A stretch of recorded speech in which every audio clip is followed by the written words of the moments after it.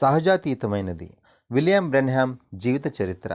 మొదటి పుస్తకము బాలుడు అతని లేమి, 1909 నుండి 1932 వరకు. రచయిత ఓవెన్ జార్జెన్ సెన్. ఈ జీవిత చరిత్ర మీరు ఇదివరకు ఎన్నడైనా చదివిన ఏ పుస్తకం వంటిది కాదు. నిజానికి అది ఒక సహజమైన డ్రామా. అకస్మాత్తుగా చేతి తుపాకీ దగ్గరగా పేలిపోయి బిల్లీ కాళ్ళలోనికి వెళ్ళినది. బిల్లీ కుప్పకూలిపోయాడు. నొప్పితో కేకలు వేయిచున్నాడు. జిమ్మీ వచ్చిరాని మాటలతో మోకాళ్ళ మీదకి దిగిపోయాడు. బిల్లీ, నన్ను క్షమించు, నేను ఎంతో దిగులు పడుతున్నాను. అది ఒక ప్రమాదమై ఉన్నది. నేను అలా చేయాలనుకోలేదు. తరువాత అతడు తన స్నేహితుని యొక్క కాళ్ల వైపు బాగుగా చూశాడు. జిమ్మీ యొక్క ముఖము తెల్లబడిపోయినది. బిల్లీ, నీవు కదులుటకు ప్రయత్నము చేయవద్దు. నేను వెళ్ళి సహాయము తెస్తాను. వద్దు, నన్ను విడిచిపెట్టవద్దు అని బిల్లీ కేకలు వేశాడు. కానీ జిమ్మీ తొంటరి కుందేలు వలె ముందే పరిగెత్తుకుపోయాడు. బిల్లీ తన కాళ్ళ వైపు చూచుకున్నప్పుడు తన కాళ్ళు దరిదాపు రెండుగా పేలిపోవుట చూసి విభ్రాంతి చెందాడు. కానీ డ్రామా ప్రారంభంలోనే ఉన్నది. తరువాత సహజాతీతమైనది వస్తుంది మరియు ఏదియూ ఎప్పటి వలె మరలా ఉండలేదు. సహజాతీతమైనది. విలియం బ్రెన్హామ్ జీవిత చరిత్ర. మొదటి పుస్తకము బాలుడు అతని లేమి, 1909 నుండి 1932 వరకు. రచయిత Owen Jorgensen. Supernatural, the life of William Branham, book 1, 2 and 3, 1909 to 1950. Copyright 1994 by Owen Georgen Sen. All rights reserved under international and pan-American copyright conventions. No part of this book may be reproduced in any form without first obtaining written permission from the author. This covers all means of duplication, whether electronic or mechanical, including photocopying, recording, or any other information storage and retrieval system. To duplicate this book without permission is a violation of international copyright laws. Published by Tucson Tabernacle, 2555 North Stone Avenue, Tucson, Arizona 85705 USA. Published, translated, printed and distributed in India by Hyderabad Christian Assembly, Post Box number 1303, Malakpet, Hyderabad 500036, Andhra Pradesh, India. సమర్పణ. ప్రపంచంలో ఎక్కడో ఒక యథార్థమైన యవనస్తుడు ఈ విధమైన ప్రశ్నలకు జవాబును వెతుకుతున్నాడు. నిజముగా దేవుడు ఉన్నాడా? ఉంటే ఆయన ఎవరు? ఆయన ఎక్కడ ఉన్నాడు? మరియు ఈ దేవుడు నా జీవితం పట్ల శ్రద్ధ కలిగి ఉన్నాడా? ఓ యవ్వన అన్వేషి, నీ కొరకే ఈ పుస్తకము సమర్పించబడినది. ఏలయనగా ఒకప్పుడు నేను అలా ఉన్నాను. విషయ సూచిక. సమర్పణ. గ్రంథకర్త యొక్క ముందు మాట. మొదటి పుస్తకము బాలుడు అతని లేమి. 1. మర్మమైన పుట్టుక గురుతు. 2. ఆయన మొదటి దర్శనము. 3. కంపుగొట్టు దారిద్ర్యము. 4. కనికరము లేకుండా కొట్టబడెను. 5. ఆకస్మికముగా పేలబడెను. 6. నలగగొట్టిన దెబ్బ. 7. అరణ్యమునకు పారిపోవుట. 8. గురుతు వెంబడించుట. 9. అతని చివరి అవకాశము. 10. విశ్వాసమునకు మొదటి పరీక్ష. 11. సహజాతీతమైన పరిచర్యకు నియమింపబడుట. గ్రంథకర్త యొక్క వివరణ. Sources and bibliography. పుస్తక సమాచారము. గ్రంథకర్త యొక్క ముందు మాట. నేను ఈ ప్రయత్నమును ప్రారంభించినప్పుడు నేను మొదటిగా ఎదుర్కొన్న చిక్కైన ప్రశ్న ఏదనగా, ముందుగా జరిగిన అతి కొద్ది సంఘటనలను బట్టి ఒక అంశమును ఎలా నేను సమీపించగలను?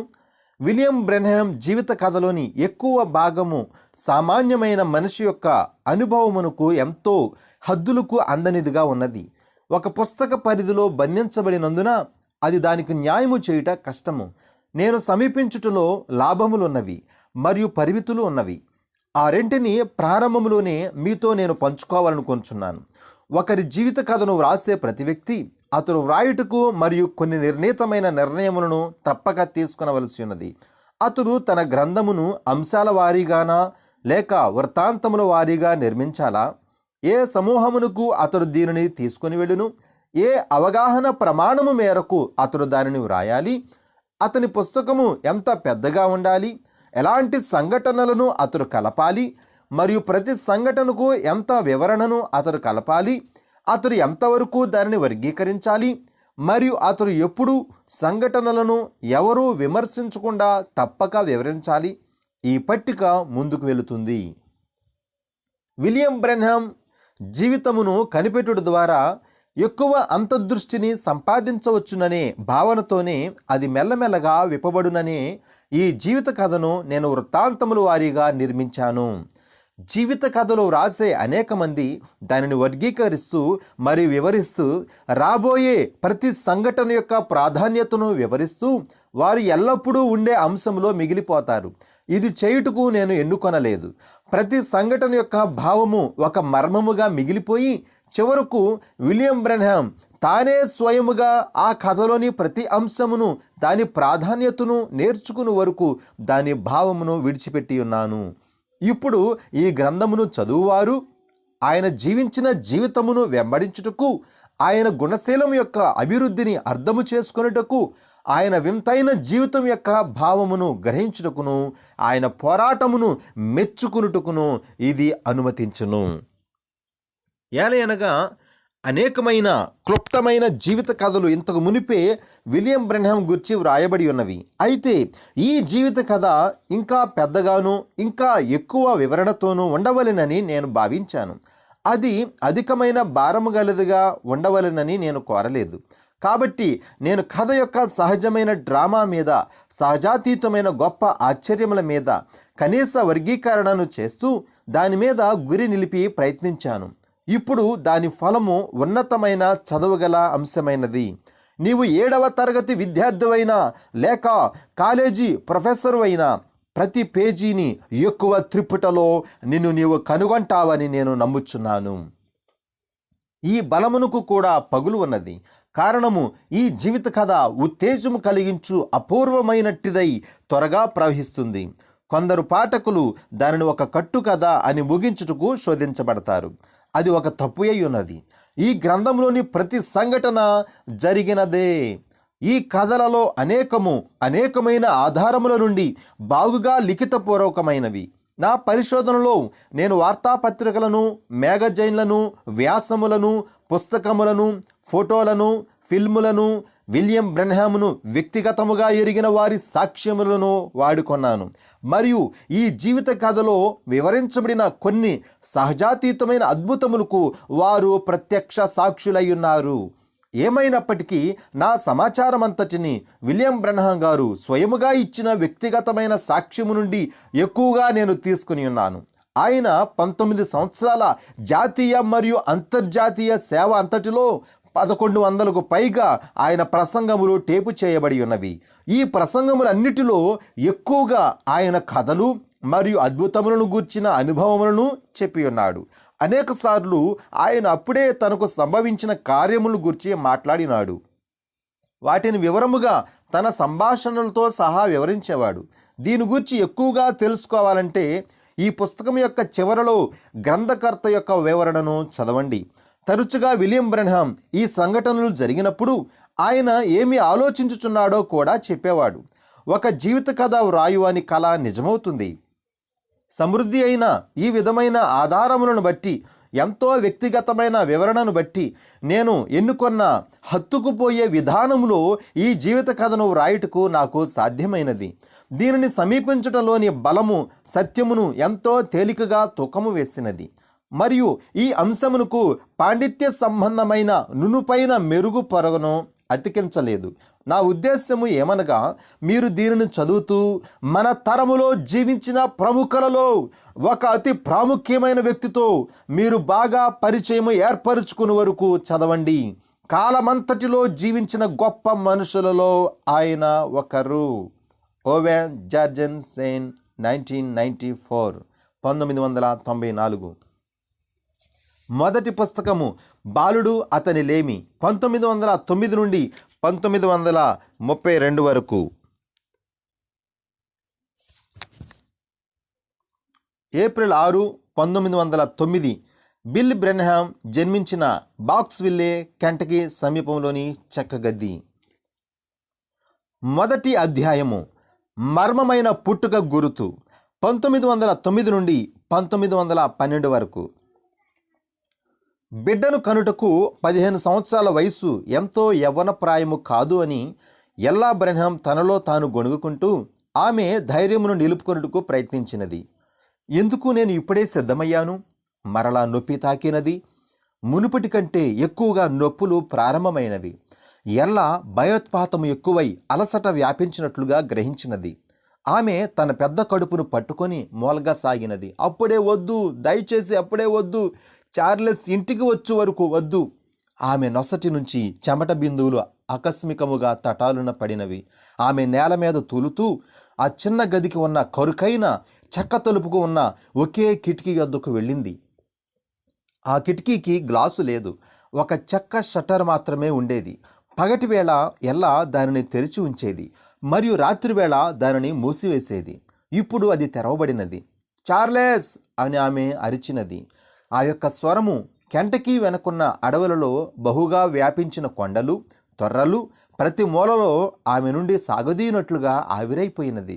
ఆమె దగ్గరలో ఉన్న పొరుగువారు చాలా మైళ్ళ దూరంలో ఉన్నందున ఆమె నిరాశలో ఒంటరి అయినట్లు భావించినది. ప్రసవ నొప్పులు ఆమె కడుపును చుట్టివేసినట్లు బిగించినవి. అది ఆమెను భయోత్పాతంలోనికి నెట్టివేసినది. చార్లెస్ అని మరలా ఆమె అరిచినది. చార్లెస్, నీవు ఎక్కడ ఉన్నావు? తరువాత ఆమె స్వరము బలహీనమై వెక్కి వెక్కి ఏడ్చినట్లు మునిగిపోయినది. దయచేసి ఇంటికి రండి, మీరు నాకు అవసరము. చార్లెస్ బ్రెన్హామ్ మొద్దులు లాగినందుకు ఆ ఉదయమున జీతము తీసుకోవడానికి కెంటకీలోని బర్క్విల్ టౌన్కు తన మొదటి కుమారుని గౌరవార్థము పిల్లలు ధరించుకునే బట్టలు కొనుటకు వెళతానని చెప్పి ఉండెను. కానీ అంతసేపు ఏది ఆయనను నిలిపినది? అతడు దారిలో ఉన్న సారాయి అమ్ము అంగడికి వెళ్ళి ఉన్నాడా? అలాగైతే వారి వివాహమైన 1 సంవత్సరం కాలంలో త్రాగుట అది మొదటిసారి అయి ఉండలేదు. కానీ నిశ్చయముగా ఈ దినమున చార్లెస్ ఆ పని చేయడు. వారి బిడ్డ ఏ సమయంలోనైనా జన్మించవచ్చు అని అతడు ఎరిగి ఉండెను. తనను విడిచిపెట్టి అంతా ఖర్చుపెట్టి ఉన్నాడని ఆమె ముడుచుకుపోయి అణిగిపోయినది. ఎల్లా తలుపు కిటికీకి ఎదురుగా బరువుతో వంగిపోయినది. అప్పుడు మొగ్గలు తొడుగుతున్న గంగిరేణి చెట్లు, ఓకు చెట్టు వెనుక సూర్యుడు అస్తమించుటను గమనించుచున్నది. అది ఏప్రిల్ నెల 1909 సంవత్సరము. ఎల్లా కిటికీ షట్టర్ను మూసివేస్తూ వణికిపోయినది. ఆ చిన్న ఇంటిలోనికి వచ్చే వెలుగులు సూర్యాస్తమయం నుండి కరుకైన చెట్టు మొద్దుల మధ్య సందుల గుండా మాత్రమే వడకట్టుకుంటూ లోనికి వస్తుంది. వెలుగు పెన్సిల్ కిరణముల వలె మెల్లమెల్లగా టేబుల్ మీదకి కదిలినది. అది తయారు చేసుకున్న ఒక ఇంటి వ్యవహారము కోసిన చెట్టు మొద్దులతో చేయబడిన ఇల్లు. కూర్చొనుటకు గసికలతో చేయబడిన ఒక చెక్క కాళ్ల బల్ల. ఇక ఆ చిన్న 12 అడుగుల ఇంట్లో ఉన్న ఒకే ఒక సామాను, ఒక ప్రాచీన మంచము మేకులతో గోడకు కట్టబడినది. ఎల్లా తడబడుతూ తన గడ్డి పరుపు మీద క్రింద ఉన్న మొక్కజొన్న తొక్కలతో చేయబడిన దిండు పెళపెళమని ధ్వని చేయుచున్నది. ఆ చిన్న గది చీకటితో నల్లగా మారిపోయినది.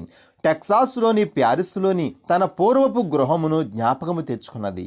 ఈ మధ్యనే ఆ ఇంటిలోనికి తప్పించుకొని వెళ్ళిపోవాలని అనుకున్నది.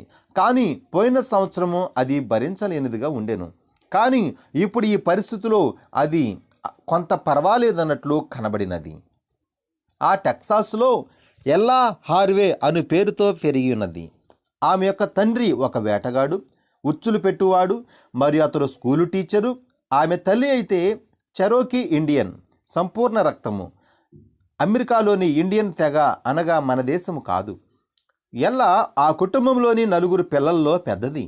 ఆమె 3 సంవత్సరముల వయసు వరకు అనగా తన తల్లి ఎర్రని జ్వరంతో చనిపో వరకు ఆమె చింతలేని బాల్యమును అద్భుతముగా జీవించినది. ఆ సమయంలో కేవలము ఎల్లాకు 12 సంవత్సరాల వయస్సు మరియు అందరిలో తన చిన్న తమ్మునికి 4 సంవత్సరములు. ఆ పిల్లలను పెంచుటలో జీవనోపాధి చేయుట ఆమె ఒడిలో పడిన భారము. 1 సంవత్సరము క్రితము ఆమె చార్లెస్ బ్రెన్హామ్ను ఒక పశువులను మచ్చిక చేయి చోట కలుసుకున్నది. చార్లెస్ పొట్టిగా మంచి బలముగా ఉన్నాడు. నల్లని ఉంగరాల వెంట్రుకలు, వెడల్పుగా ఉన్న భుజములు, తగినంత తెలివితేటలతో గొడ్లకాడ కుర్రవాని వలె తాను సవాలు చేసిన ప్రతి లేడి పిల్లలాంటి కుర్రవానిని ఓడించగలడు. ఎల్లా అతని మనోహరత్వమునకు ఆకర్షించబడినది. చార్లెస్కు 18 సంవత్సరాలు మరియు ఎల్లాకు 14 సంవత్సరాలు.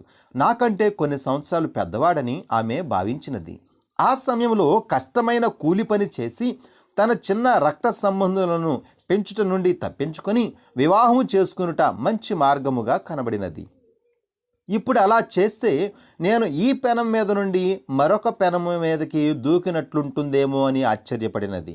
అక్కడ ఆమె 15 సంవత్సరాల వయస్సు గలదై కెంటకీ కొండలలో ఒక క్రొత్త వ్యక్తిగా ఒక బిడ్డను కలిగి ఉన్నది. దగ్గర డాక్టరు 40 మైళ్ళ దూరంలో ఉన్నాడు. కనీసము సహాయం అడుగుటకు ఒక స్నేహితురాలు కూడా లేదు. ఈ రీతిగా ఆమె తన తలను దిండులో ఉంచి ఎల్లా రోధించినది. చీకటి పడిన 1 గంట తరువాత చార్లెస్ బ్రెన్హామ్ తన ఇంటికి తిరిగి వచ్చినాడు. అతడు త్రాగి ఉన్నాడు. నిజమే, కానీ మతి తప్పేంతగా అతడు త్రాగలేదు. ఆమె నిద్రపోతున్నట్లయితే తన యవ్వన భార్యను తొందర పెట్టకూడదని మెల్లమెల్లగా నిశ్శబ్దముగా తలుపు తెరిచాడు. అప్పుడు ఆమె మూలుగును విన్నాడు. వెంటనే చార్లెస్ దేవదారు కొమ్మను వెలిగించి ఒక పండ్ల కూజ మూత మీద పెట్టాడు. అది మసకగా వెలుగు తుంపరలతో విస్తారమైన పొగ వచ్చుచున్నది. కారణము, ఆ చిన్న గది సహజముగానే సూర్యరశ్మి వచ్చినట్లుగా చేయబడినది. పొగ వేగముగా చిమ్ముకుంటూ వాసముల గుండా, రంధ్రముల గుండా పైగా వెళ్ళినది. చార్లెస్ అని ఎల్లా బలహీనముగా గొణిగినది. ఈ రాత్రికి రాత్రే మీరు వెళ్ళి మీ అమ్మను తీసుకుని రండి. చార్లెస్ ఒక నిప్పుల మంటను వేసి తన తల్లి కొరకు పరిగెత్తాడు.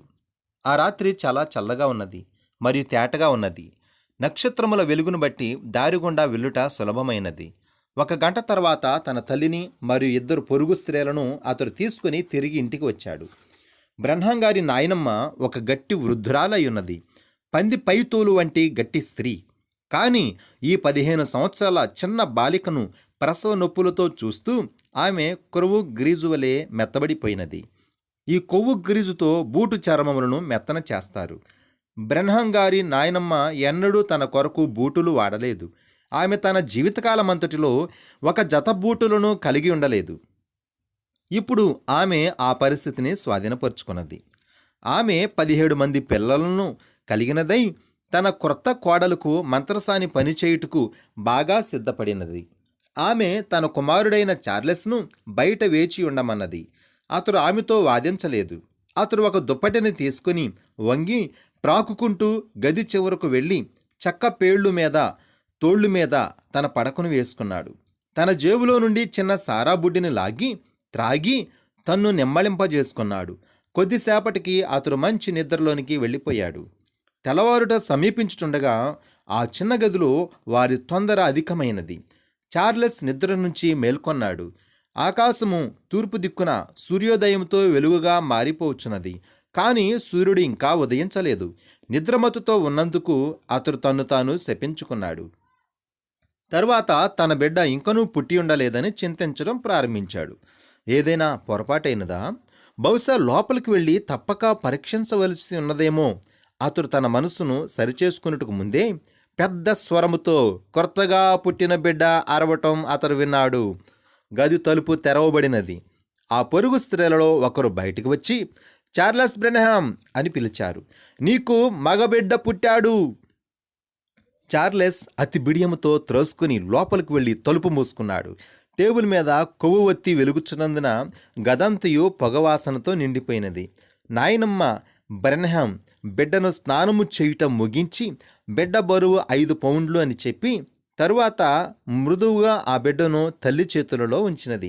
చార్లెస్ తన చేతులను కట్టుకొని పిల్లవాని నూతన వస్త్రములను కొళ్ళాయిలను పట్టుకుని గుర్రుమని అరుచుచున్న ఆ చిన్న జీవి అయిన తన కుమారుని ఉద్రిక్తతతో కనిపెట్టుచున్నాడు.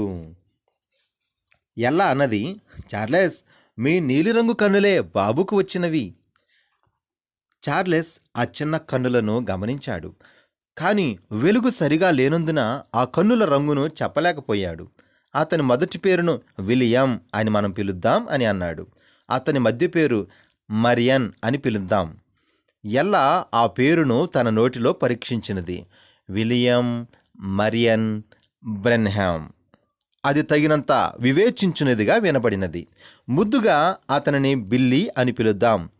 చార్లెస్, బిల్లీ కూడా మీ వంటి ఉంగరాల జుట్టునే కలిగి ఉండబోచున్నాడు. కిటికీని తెరవండి, నేను బాగా చూస్తాను. అది ఉదయం 5 గంటల తర్వాత మంగళవారం ఉదయం ఏప్రిల్ 6, 1909 పగటి కాంతి బీటల గుండా వడకట్టబడుచు వచ్చుచున్నది. ఇంకా భూమి మీదకు సూర్యుడు వచ్చి ఉండలేదు. చార్లెస్ కిటికీని తెరచి తరువాత వెనుకకు తగ్గాడు. ఆ తెరవబడిన కిటికీ గుండా బాణము వలె ఒక వెలుగు, ఒక నక్షత్రం వలె ఒక అడుగు చుట్టుకొలతగలదై లోనికి ప్రసరించినది. ఎల్లా కేకలు వేసి తన కుమారుని రక్షించుకున్నట్టుకు తన రొమ్మునకు గట్టిగా హత్తుకొన్నది. మిగిలిన వారు తబ్బిబ్బై వెనుకకు వెళ్ళి గోడను ఆనుకున్నారు. ఆ వింతైన వెలుగు అనేకసార్లు ఆ గదంతా తిరిగినది.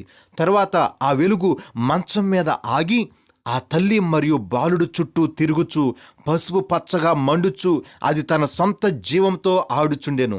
1 నిమిషము పాటు ఆ వెలుగు అదే స్థానంలో నిలిచెను. ఎక్కువసేపు కాదు, అయినను అది ఎక్కువసేపే. ఆ గదిలో ప్రతి ఒక్కరూ నిశ్చయముగా దానిని చూచున్నట్లు నిలిచినది.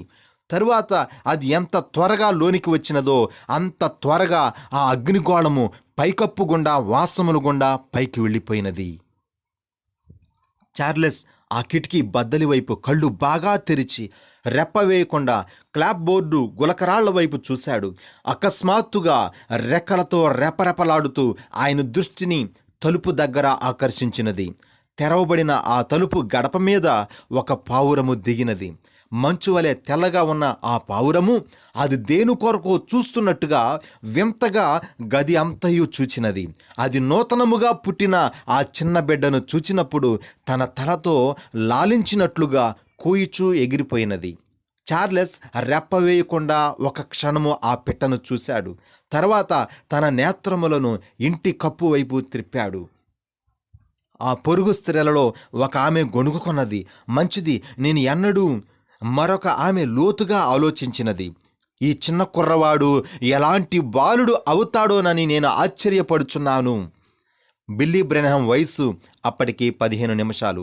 ఆ కొండ మీద పుట్టిన చిన్న కుర్రవాని మీద వెలుగు ప్రకాశించినదని ఆ కొండల మీద నివసించే వారి మధ్యకు త్వరగా వార్తలు వ్యాపించినవి. కొందరు అది ఒక అద్దము నుండి ప్రతిబింబించిన సూర్యకాంతిగా చెప్పుకున్నారు. కానీ చార్లెస్ మరియు ఎల్లాకు బాగా తెలుసు వారి గదిలో ఏ విధమైన అద్దములు లేవని. అంతేగాక ఇంకా సూర్యుడు ఉదయించి ఉండలేదు. వారు ఆశ్చర్యపోయారు. ఆ వెలుగులో ఏదైనా ఆత్మ సంబంధమైన అర్థము ఉన్నదా? చార్లెస్ దానిని మర్చిపోవాలనుకున్నాడు. కానీ ఎల్లా ఆయనను మర్చిపోనీయలేదు. ఆమె ఇలా నొక్కి చెప్పినది, తప్పక మనం ఏదైనా చేయవలెను.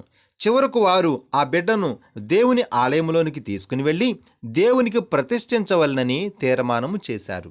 ఈ తలంపుకు భిన్నముగా మొదట చార్లెస్ వాదించాడు, కానీ చివరగా అంగీకరించాడు.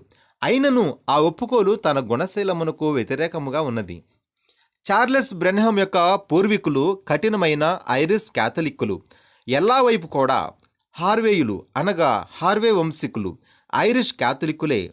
ఎల్లా తల్లి మినహాయించి ఆమె చెరోకీ దేశమునకు చెందినది. ఏమైనప్పటికీ ఎల్లా మరియు చార్లెస్ వారిద్దరూ తమ క్యాథలిక్ పునాది నుండి కనీసపు నామకార్థ మత సంబంధమైన ఒప్పుకోలు నుండి ప్రక్కకు వెళ్ళిపోయారు. ఆ ఉద్దేశము కొరకు వారు అంగీకరించి ఆ పని చేయుటకు మనకు దగ్గరగా ఉన్న సంఘము మంచిదని అనుకున్నారు. కాబట్టి బిల్లీ బ్రెన్హామ్కు 2 వారముల వయసు వచ్చేటప్పటికి చార్లెస్ మరియు ఎల్లా ఆయనను మూటకట్టుకుని అపోజం కింగ్డమ్ బ్యాప్టిస్ట్ ఆలయమునకు తీసుకుని వెళ్ళిరి. అక్కడ ఒక చిన్న సంఘము ప్రతి ఆదివారము ఆరాధనకు కూడుకుంటుంది. అది పుచ్చుబట్టిన చెక్క దూలములతో చేయబడినది. క్రింద నేల మరియు కూర్చునుటకు కుర్చీలు బారుగా పండుకోబెట్టిన చెక్క మొద్దులపై అట్టలతో చేయబడినది. అపోజం కింగ్డమ్ బ్యాప్టిస్ట్ సంఘమునకు ఒక క్రమమైన సంఘ కాపురి లేడు. దరిదాపు ఎక్కువ ఆదివారములలో సంఘము పాటలు పాడి బైబిల్ చదువుకొని వెళతారు. కానీ ప్రతి 2 నెలలకు వంతుల వారీగా వచ్చే ఒక బోధకుడు వచ్చి ఒక వర్తమానం ఇచ్చి వెళతాడు. కానీ ఆ రోజు ఆ బోధకుడు ఉన్నాడు. 23 సంవత్సరాలలో బిల్లీ బ్రెన్హాం ఒక ఆలయంలో ప్రవేశించుట అది చివరిసారి. మొద్దులు లాగుట కొరకు చార్లెస్ ఒక వారములో తన భార్య కుమారుని విడిచి బయటకు వెళ్ళవలసి ఉండెను. అది 1909 సంవత్సరం అక్టోబర్ నెల. ఇంటికి చాలా దూరములో పనికిరాని సామానుల దగ్గర ఉండగా ఒక చీకటి కలిగించు మంచు తీరం అతనికి తగిలినది. ఎల్లా రెండవ బిడ్డతో 4 నెలల గర్భవతిగా ఉన్నది. ఆమె నిత్యావసర వస్తువులు తగ్గిపోయినవి. ఆమె యొక్క పొలలు అయిపోయినప్పుడు ఆమె తన పాదములకు ముతక సంచులను కట్టుకొని కొరుగుచున్న చలిలో నడుము లోతుగా ఉన్న మంచుగడ్డలలో దారి చేసుకుంటూ పోరాడుచు అడవిలో నరికివేయబడిన ఎండిపోయిన కొమ్మలను ఇంటిలోకి అగ్ని ఆరిపోకుండా మంట చేయుటకు నిరాశ ప్రయత్నంలో వాటిని గది యొద్దకు లాగుకొని వచ్చినది. కానీ ఆమెకు ఆహారం అయిపోయినప్పుడు ఆమె నిరాశ చెందినది. చివరకు నిప్పులు బూడిదగా చల్లబడిపోయినవి. ఇప్పుడు ఎల్లా మరొకసారి బయటకు వెళ్ళి కట్టెలు తెచ్చుటకు ఎంతో నీరసముగా ఉన్నది. ఆ గదిలో ఉన్న చిరిగిపోయిన బట్టలను ప్రోగు చేసి తనకు తన బిడ్డకు చక్కగా చుట్టినది. మంచం మీదకి వెళ్ళి బొంతను వారి మీద కప్పుకొన్నది. బయట ఎడతెరిపి లేకుండా ఈదురు గాలులు వీచుచున్నవి. ఆ గదిలో ఉన్న నీళ్ల బకెట్టు మంచుగా గడ్డగట్టినది. ఎల్లా పైన దూలములోనికి చూస్తూ తన కుమారుడు పుట్టినప్పుడు కనబడిన వింతైన వెలుగును గూర్చి ఆలోచించినది. ఆమె గత 6 నెలలలో ఎన్నోసార్లు దాని గూర్చి ఆలోచించినది. కొన్నిసార్లు బిల్లీ గొప్పతనమునకు నిర్ణయించబడినాడని నమ్మినది. ఇప్పుడు అది అర్థము లేనిదిగా కనబడినది. ఎందుకంటే మరణము వారిద్దరకు ఎంతో దూరము లేదు. ఆమె పొరుగున జీవించే వ్యక్తి ఒక వృద్ధుడు. అతడు ఆ లోయలో జీవిస్తున్నాడు. మంచు తుఫాను కొట్టినప్పుడు ఈ పొరుగువాడు కాల్చి బొగ్గులు చేయడానికి బయటకు వస్తాడు. అతడు బ్రెన్హాం గది పైభాగమును చూడగలడు. ఇప్పుడు అతడు ఆ పొగగొట్టము నుండి పొగ రావటం లేదని గమనించాడు. ఆ సమయమునకు అతడు ఎక్కువ ఆలోచించలేదు. కానీ కొన్ని దినముల తర్వాత అతను శ్రద్ధ వహించాడు. మంచు తుఫానుకు ముందు ఆ గది నుండి పొగ వచ్చి ఉన్నది. కాబట్టి తుఫాను సమయంలో ఎవరునో బయటకు వచ్చి ఉండలేదని గ్రహించాడు. ఏదో పొరపాటుగా ఉన్నదని గుర్తించాడు. అది ఏమిటో పరిశోధించాలని తీర్మానము చేశాడు. అతడు ఆ గదిని సమీపించి ఉండగా క్రొత్తగా పడిన మంచు మీద ఏ కాలి ముద్రలు లేవు. అది ఆయన భయమును రుజువు చేసినది. అనగా తుఫాను అయిపోయిన తర్వాత ఇంటి నుండి ఎవరూ బయటకు రాలేదు. అతడు తలుపు కొట్టాడు, కానీ జవాబు రాలేదు. అతడు తలుపు తీయుటకు ప్రయత్నించాడు. అది లోపల గడివేయబడి ఉన్నదని అతడు గ్రహించాడు. ఇప్పుడు లోపల ఎవరో ఉన్నారని తెలుసుకున్నాడు. లోపల ఎవరో ప్రాణాపాయంలో ఉన్నారు. లేనిచో వారు జవాబు ఇచ్చేవారు. అతడు గొప్ప ప్రయాసతో అతడు తలుపును నెట్టి తీయగలిగాడు. లోపల వారిని చూసేసరికి అతడు భయముతో వణికిపోయాడు. ఎల్లా మరియు ఆమె చిన్నబిడ్డ మంచం మీద ముడుచుకుపోయి ఉన్నారు. ఆకలి మరియు చలితో దరిదాపు చనిపోయినట్లుగా ఉన్నారు. ఆ పొరుగువాడు త్వరగా ఎల్లా యొక్క గొడ్డలి తీసుకొని అడవిలోనికి వెళ్ళి ఆ గది తగినంతగా వేడి అగునట్లు పుల్లలు తెచ్చి వెలిగించాడు. ఇంట్లో ఏమీ ఆహారము లేకపోవటం చూచి అతడు కష్టముతో ఇంటికి నడిచిపోయి అతడు మోయగలిగినన్ని ఆహార వస్తువులతో తిరిగి వచ్చాడు. ఒక డాక్టరును పిలుచుట వేరే సంగతి. కాబట్టి ఆ వృద్ధుడు స్వయముగా ఆ తల్లి మరియు బిడ్డ పట్ల శ్రద్ధ వహించాడు. చార్లెస్ చీకటిలో ఉన్న మంచులను దాటుకొని ఇంటికి వచ్చేసరికి అతని భార్య కుమారుడు శక్తితో తేరుకొనుట ప్రారంభమైనది. ఆ మిగిలిన చలికాలం అంతయు చార్లెస్ ఇంటికి సమీపంలోనే ఉన్నాడు. వేటాడుకుంటూ వలలు వేస్తూ వంట సామానులను నింపాడు. మరలా వేసవి కాలంలో మొద్దులు లాగుటకు వెళ్ళాడు. మంచుగడ్డలు కరిగిపోయిన తర్వాత ఆ మొద్దులను ఒక ఎద్దుకు కట్టి ఒకదాని తర్వాత ఒకటి కంబర్లాండ్ నది యొద్దకు లాగుకుంటూ వెళ్ళాడు. అక్కడ మొద్దులు లాగుకొని మరికొందరు వస్తారు. ఆ మొద్దులన్నిటినీ మోకుతో ఒక తెప్పగా కట్టి ఓహియో నదిలోనికి తేలగొట్టి మరియు తరువాత మిస్సిసిపిలోకి పంపేవారు. 1910 సంవత్సరం మార్చి నెలలో చార్లెస్ మరియు ఎల్లాకు రెండవ కుమారుడు ఎడ్వర్డ్ జన్మించాడు. కొన్ని నెలల తర్వాత ఇప్పుడు ఎల్లాకి 16 సంవత్సరాలు. ఆమె గర్భంలో మరి ఒక బిడ్డ పెరుగుచున్నాడు. 1911 సంవత్సరం మొదట్లో ఆమె 3వ బిడ్డను కన్నది. మరొక మగబిడ్డ అతనికి హెన్రీ అని పేరు పెట్టినది. చార్లెస్ కూడా వసంతకాలం మొదలుకొని వేసవి అంతటా 1911 సంవత్సరము ఆకురాలు కాలం వరకు మొద్దులు లాగాడు. తరువాత దురదృష్టవశాత్తు తన యవ్వన కుటుంబం నుండి చార్లెస్ దరిదాపుగా చీల్చివేయబడి దరిదాపు పతనమైపోయాడు. 17 మంది పిల్లలలో చిన్నవాడైన చార్లెస్ బ్రెన్హామ్ ఎన్నో కరుకైన పాఠముల గుండా ఎదిగి వచ్చాడు. అతడు చిన్న బాలుడుగా ఉన్నప్పటి నుండి తన విస్కీని పట్టుకొని ఉన్నాడు. తన తగాదాలన్నిటికీ పిడికిలతోనే పరిష్కరించుట నేర్చుకున్నాడు. 1911 సంవత్సరం ఆకురాలే కాలంలో ఒక కొట్లాట చెలరేగిన తరుణంలో చార్లెస్ ఒక విందులో ఉన్నాడు.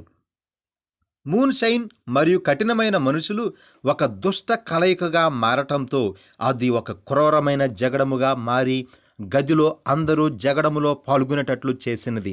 ఒక శక్తివంతమైన ఎద్దు వంటి విల్లియార్ బ్రౌ అను పేరుగల వ్యక్తి చార్లెస్ స్నేహితుడైన ఒక వ్యక్తిని కొట్టి నేల మీద పడవేసి అతని మీదకు ఎగిరి తన కత్తి తీసి అతని గుండెలో గుర్చుటకు సిద్ధమయ్యాడు. అప్పుడు చార్లెస్ అతని తల మీదకు ఒక కుర్చీని విసిరాడు. చార్లెస్ వెనుకకు మళ్ళీ తన సొంత కత్తిని బయటకు తీశాడు. విల్లి నేల మీద పడవేసిన మనిషిని మర్చిపోయి చార్లెస్ వెంబడి పడ్డాడు. అవకాశం దొరికి ఉంటే విల్లి చార్లెస్ గొంతును చీల్చివేసేవాడు. అతడు కనికరము లేని కసాయి. అతడు తన సొంత కుమారునే కంచుకు పెట్టు అడ్డుకర్రతో కొట్టి చంపాడు. కానీ చార్లెస్ కత్తి మొదటగా అతనికి ఘాటు పెట్టినది. విల్లీని రక్తపు మడుగులు విడిచిపెట్టి బుద్ధి లేనివాడు ఇంకా బ్రతికి ఉన్నాడని తలంచాడు. ఈ జగడం యొక్క వార్తలు బర్క్విల్, కెంటక్కీ అంతా ప్రాకినది. చార్లెస్ కథానాయకుడిగా హత్యా ప్రయత్నము చేసినట్లుగా ఇరికించబడ్డాడు. ఒక అధికారి గుర్రం మీద వచ్చి చార్లెస్ను అరెస్టు చేయడానికి వచ్చాడు. ఆ అధికారి అతనిని కనుగొనక ముందే చార్లెస్ తనకు సంభవించబో ప్రమాదమును గూర్చి పసిగట్టాడు. అతడు తొందరగా వెళ్ళిపోవలసి ఉన్నది. కానీ ఎటు వెళ్లాలో ఏమి చేయాలో అతడు ఎరుగకుండెను. అతడు గృహము విడిచి వెళ్ళక మునుపు ఎల్లాకు వాగ్దానం చేశాడు. నాకు పని దొరికిన వెంటనే నివసించుటకు ఒక ఇల్లు దొరకగానే ఒక మారు పేరుతో అతడు గుర్తించబడకుండా ఆమె కొరకు ఒకరిని పంపిస్తానన్నాడు. ఆ విధముగా ఒక మధ్యాహ్నము సమయంలోనే చార్లెస్ బ్రెన్హామ్ అదృశ్యమైపోయాడు. తన 3 బిడ్డలను ఆమె కాచుకొనున్నట్లు వారిని అడవులలోనే విడిచి వెళ్ళిపోయాడు. బిల్లీకి 2.5 సంవత్సరములు, ఎడ్వర్డ్కు 1.5 సంవత్సరములు మరియు హెన్రీకి కేవలము 6 నెలల వయస్సు. 17 సంవత్సరములకు ఎల్లా తానే ఒక చిన్న బిడ్డగా ఉన్నది. కొన్ని వారములు గడవక మునుపు చార్లెస్ తనలోని ఒక భాగమును ఆమెతో వదిలి వెళ్ళాడని ఆమె గ్రహించినది.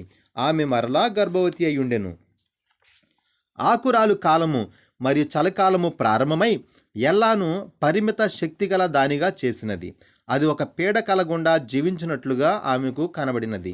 3 పిల్లలను చూచుకోవటము ఒక కరుకైన అందరికీ దూరముగా ఉన్న ఒక గదిలో జీవించుట సమయమంతా వాంతులు వచ్చినట్లుగా ఉండెను. ఆమె దగ్గర డబ్బులు లేవు, ఏ నిధులు లేవు, ఏ శక్తియూ లేదు. చార్లెస్ బంధువులు సహాయము చేసి ఉండకపోతే వారు కూడా చాలా పేదవారు. ఆమె జీవించుండేది కాదని ఎల్లా ఎరిగియుండెను. కానీ చివరిగా ఋతువులు మారినవి, నేల మీద మంచు కరిగిపోయినది, ఆమెకు వాంతులు వచ్చుట ఆగిపోయినవి. హెన్రీ తన మొదట పుట్టిన రోజును దాటి ఉన్నాడు. ఎడ్వర్డ్ తన 2వ పుట్టినరోజును దాటి ఉన్నాడు. ఆమె గర్భములోని బిడ్డ ఇటు అటు ఊగుచూ తనుకొనుచుండెను. ఆమె ప్రసవించుటకు దగ్గరైనది. 1912 సంవత్సరంలో ఒకసారి వసంతకాలంలో ఒక అధికారి ఆమె గది దగ్గర ఆగి, నీ భర్త నుండి ఏమైనా జవాబు వచ్చినదా అని అడిగాడు. ఆమె అతనికి సత్యమును చెప్పలేదు.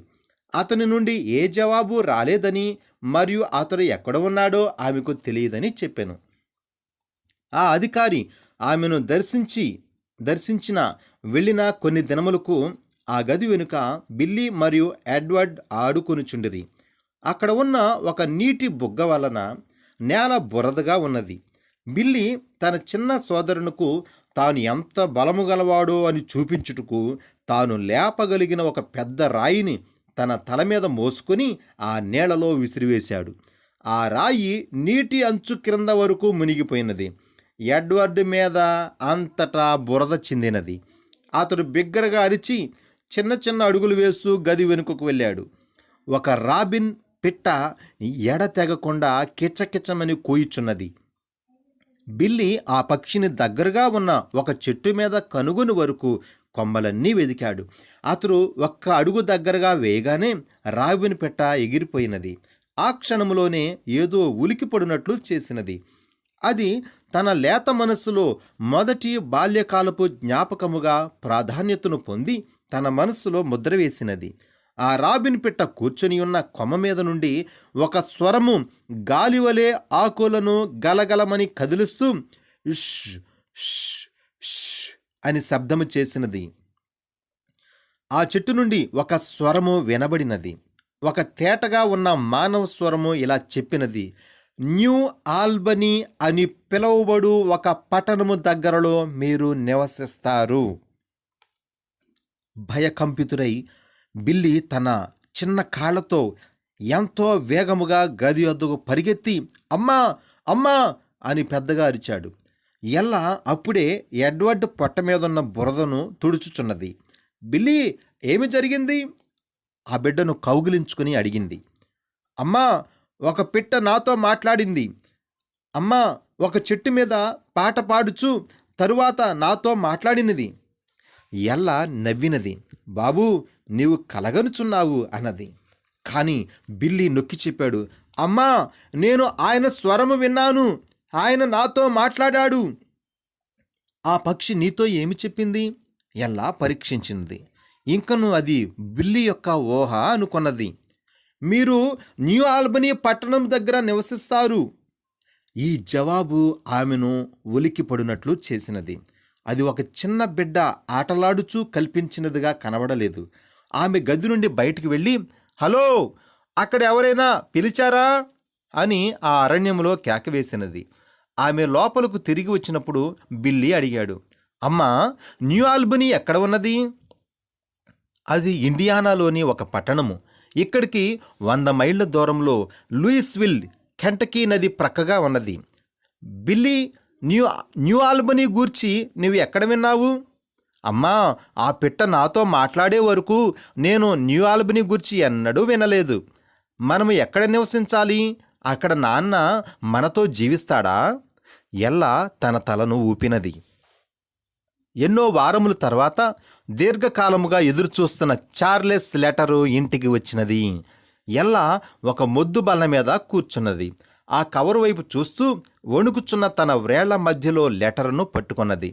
బిల్లీ తన బొటను వేళ్ల మీద నిలబడి బల్ల మీదకు ఎక్కి, అమ్మా, దానిని తెరువు అని చూస్తున్నాడు. ఎల్లా ముసిముసి నవ్వులతో ఆతృతతో, అది నిజము, దీని కొరకు ఎంతో కాలము నుండి మనము కనిపెట్టి ఉన్నాము, ఇంకా ఎదురు చూచుట ఎందుకు? ఆమె జాగ్రత్తగా దాని పొరను తొలగించి కవరులో నుండి లెటర్ను బయటకు తీసి తెరచినది మరియు చదువుట ప్రారంభించినది. ఆమె తండ్రి ఒక స్కూలు టీచర్ అయినందున ఆమె మంచి విద్యను అభ్యసించినది. కానీ చార్లెస్కు చదువు లేనందున అతడు వ్రాయలేడు, చదవలేడు, కనీసము తన సొంత పేరును వ్రాయలేడు.